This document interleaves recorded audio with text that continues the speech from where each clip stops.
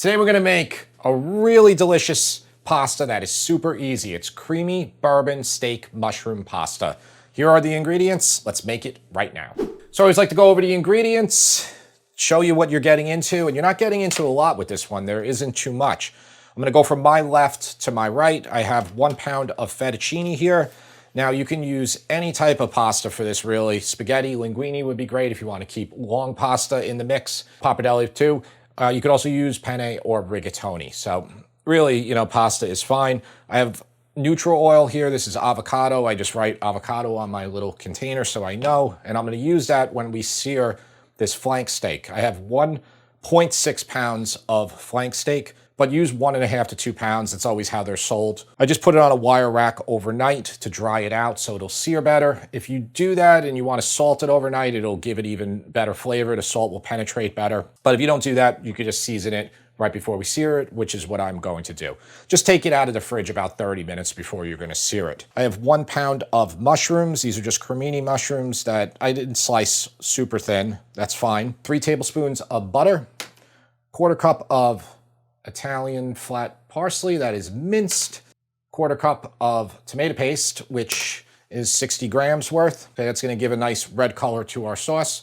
I have 1 medium onion that is diced, or I attempted to dice because some of these pieces are fairly large, but that will be fine too. We have 1 cup of heavy cream. Okay, it's going to make it a creamy pasta. You could take the cream out of this and just use pasta water. If you want to go down that route, I would boil your pasta with a very low amount of water, so you'll have an extra starchy water component to start with. I have 1/2 cup of low sodium beef stock, and I have 3/4 cup of bourbon. Okay, bourbon is what makes it the bourbon steak pasta.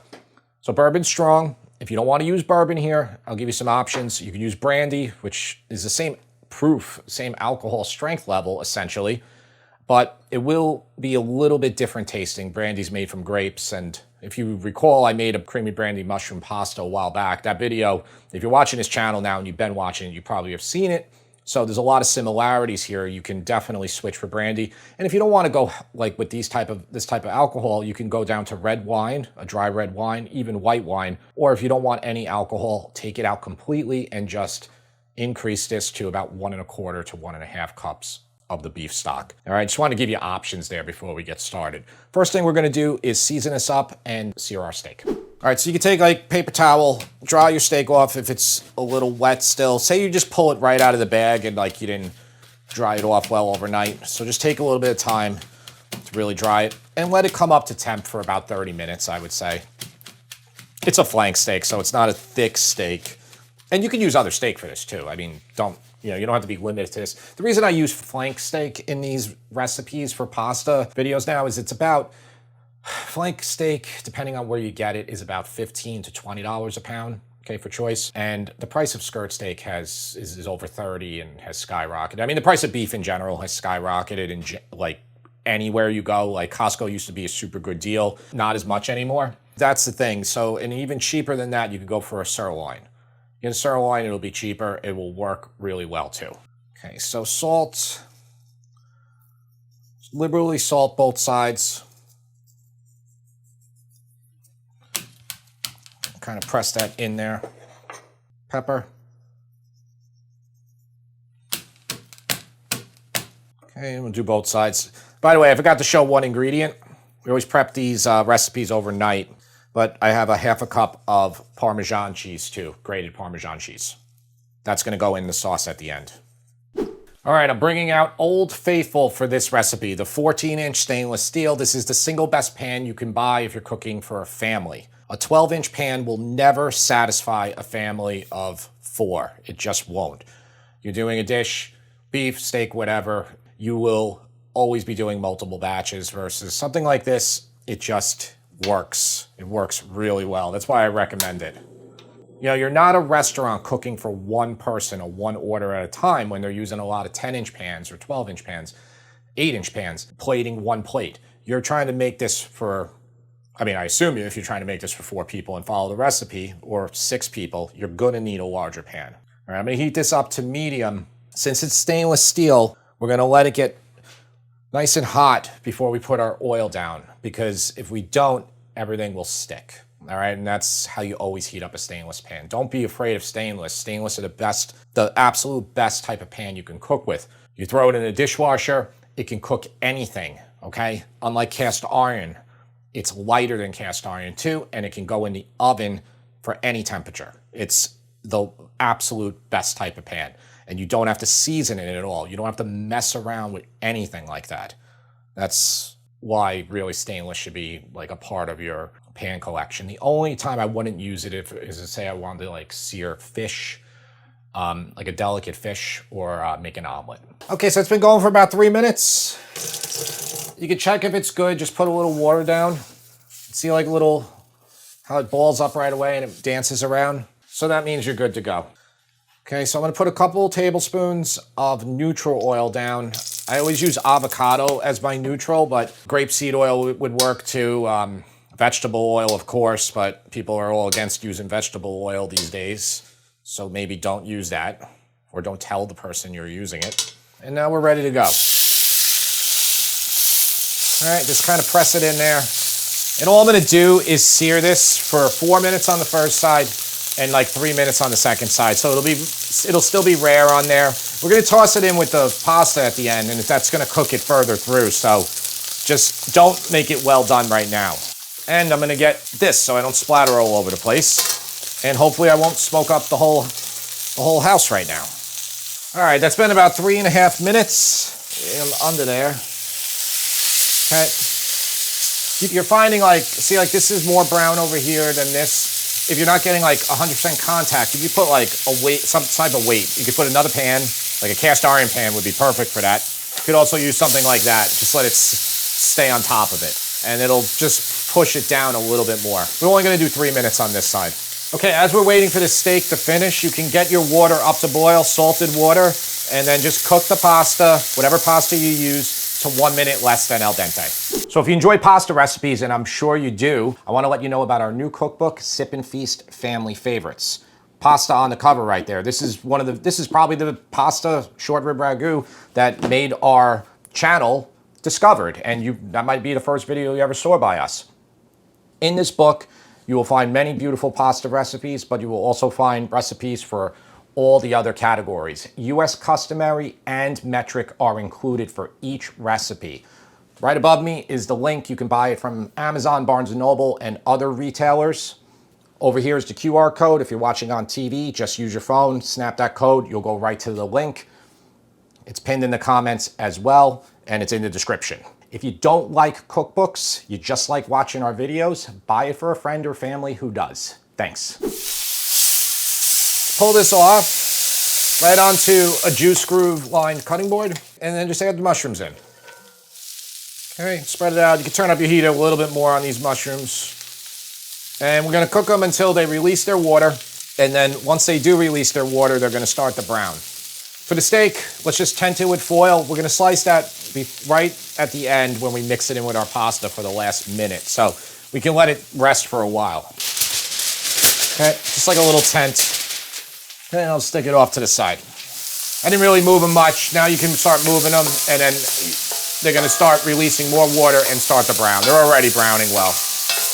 You can try to get the ones that aren't hit up, turn them over, but not too big of a deal. Just try to get contact on the pan. And you can see when you start with a pound of mushrooms, after they release their water, how little you're left with. So if you're a big mushroom lover, and maybe not so much steak, you could double the amount of mushrooms, maybe lower the amount of steak. All right, so these mushrooms are good to go. We can season them up with a little salt and pepper. We're gonna remove them from the pan here. And I'm gonna turn the heat down to like medium low. You can begin boiling your pasta. Add the onion in, add the butter, pinch of salt. Okay, and we're just gonna cook these till they get soft. A few minutes, maybe 5, 6 minutes. If you think you're burning too much browning, you can add a splash of water in here. That's gonna lower the temp of the pan very quickly. Now, I'm not using garlic in this recipe. If you wanna use garlic after they get soft, add about 5, 6, 10 cloves of garlic, minced, whatever you want. And then just cook that until it gets nice and fragrant before you add the tomato paste in. So all these recipes are infinitely customizable. Once you figure out how to do this, how to cook, you'll be able to do it intuitively then. They all follow the same step, like everything is in similar order. Okay, so my onions are nice and soft now, and here is the 1/4 cup of tomato paste. So we're gonna add this in here and we'll let it cook for at least 3 minutes. You could do it a little bit longer. Okay, I'm gonna try to spread it out, get it in the pan so it's gonna be able to fry up. You could even add a little bit of liquid in here to help you. Just a touch of water. That'll help it distribute easier. Pasta's about 4 minutes from being done, so the timing is perfect here if you just put the pasta in as the recipe specifies. As a general rule, you really want to have your sauce done before your pasta. You don't want to be sitting in a colander, which I know probably makes sense. You're using bourbon here, make sure you keep your head back, all right? That's 3/4 cup of bourbon, all right? It's a lot, but we're gonna reduce it now. Put in the beef stock too, that's 1/2 cup of beef stock.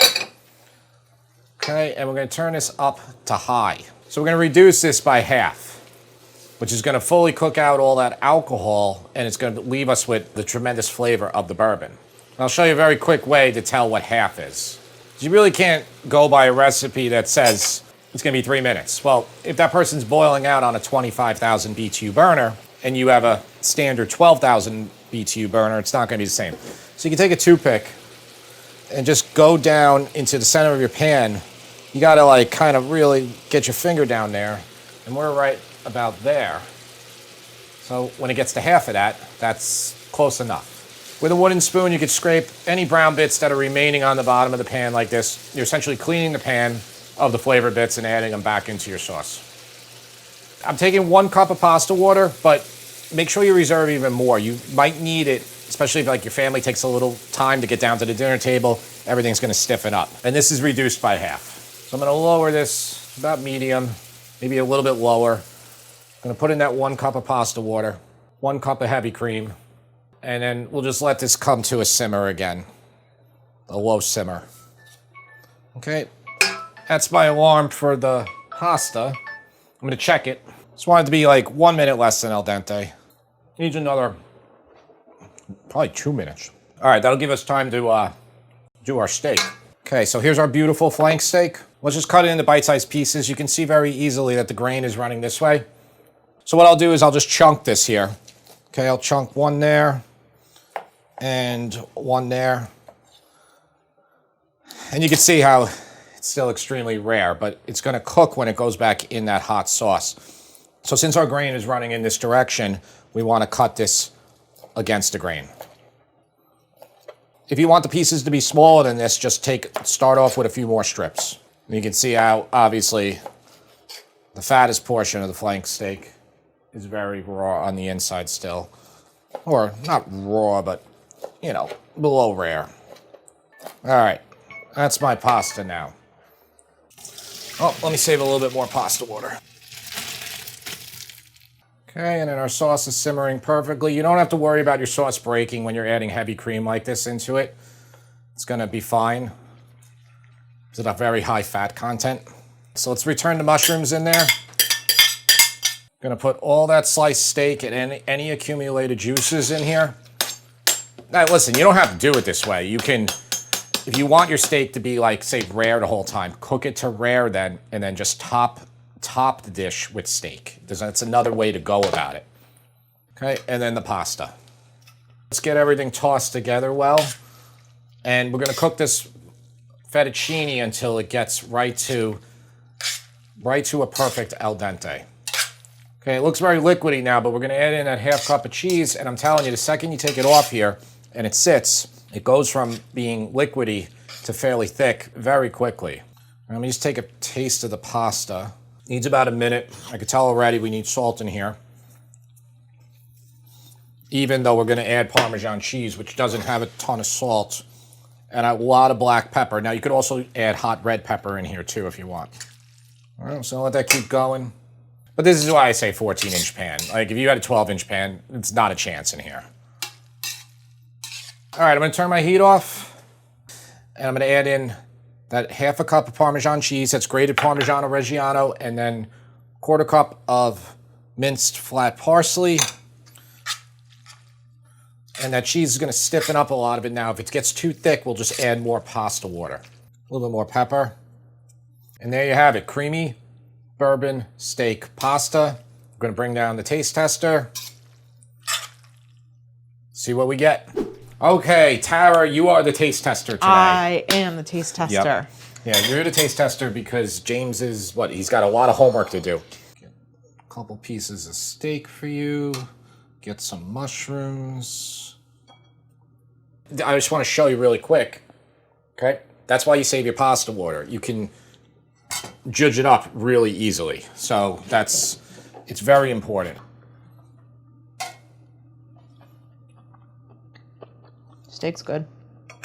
Yeah, you see how rare it was when I cooked it Yeah, and then that's, it's going to get cooked right away when it goes in that hot sauce. It's kind of hard to twirl. Yeah, fettuccine, the Checo fettuccine is fairly thick. You could also buy their egg fettuccine, which is very thin. So, depending on which one you like, very different texture. And you can cut these steak pieces up much smaller if you want. Everything's customizable. I feel like maybe you almost need a knife with some of the bigger pieces, right? And you can marinate the steak overnight if you want to try to improve that. Probably a little soy sauce marinating would be good. I love flank steak. I know why you like it, because it's super lean. Yep. Like you're not a big fan of like ribeye. So when we go to a steakhouse, I always want to get like the ribeye for two, and you always prefer to get like a strip. A strip, yeah. Yep. Strip is the one that I like the best. Yep. So I have a few thoughts here. Okay. I think the steak is cooked perfectly. I think the pasta is cooked perfectly.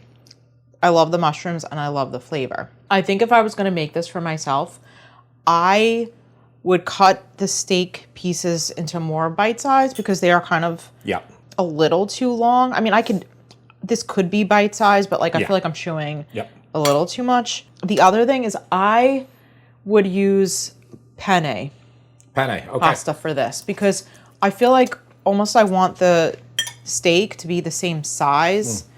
Like I feel like I can't eat them together. I feel like I have to eat them separately. Like I have to take a bite of the steak and then I have to take a bite of the pasta.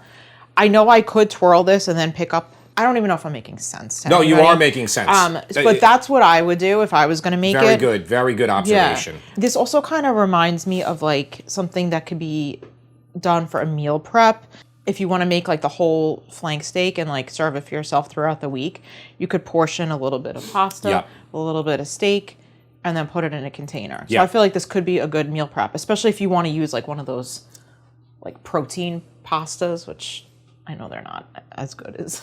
She set in the stage for when we become workout people and we just make all healthy food all the time. I'm not setting a stage for anything. I'm just trying to say like you could do this as a meal prep thing and pack in different containers. But I think it's really delicious. Like I would definitely make this. Anything that can be added to it to like boost the flavor more. Maybe put garlic in it. Maybe like another seasoning. No, so I actually love the flavor of bourbon. I think you could play around with that too. Like you could even try like I think you said brandy or cognac or something like that if you want to play around with those. Or red wine for some lighter. I mean, I wouldn't. I think the flavor of the brown liquor goes really, really well. I don't think I would add anything to it. I think I would just like change the shape of the pasta. All right, so I think that's excellent feedback. What would you give it? This one. A 9. A 9? All right. Yeah, because it is really good. Like I'm gonna take this off camera and I'm just gonna keep eating it. And thank you. And where she's gonna, she has to eat the next meal that I made before this, which she's not too big of a fan of. We try to keep these ratings very honest. If you think this is set up, you're wrong. You are wrong. And I know the next one she is not too big of a fan of, even though James loves it. But unfortunately, James is not going to be taste testing that one. What is that next one? Chicken tetrazzini. Chicken tetrazzini. Yeah. She's like, it's just too much for her. So we'll find out what she's going to get. Maybe you should watch that video next. Thank you again for always watching our videos. We truly appreciate it, and we will see you next time.